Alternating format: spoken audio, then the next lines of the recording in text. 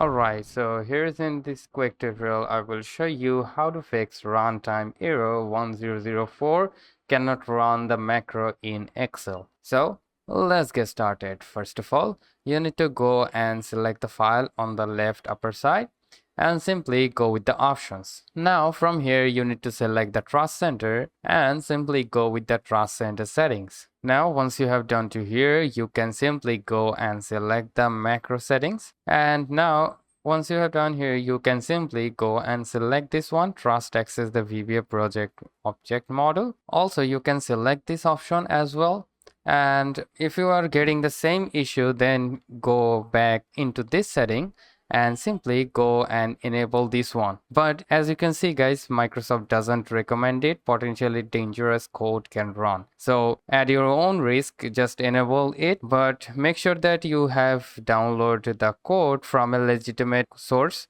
otherwise you can be in trouble. So that's how you can simply do it. So hope this video helps you out. If yes, please leave a like and we'll see you next time.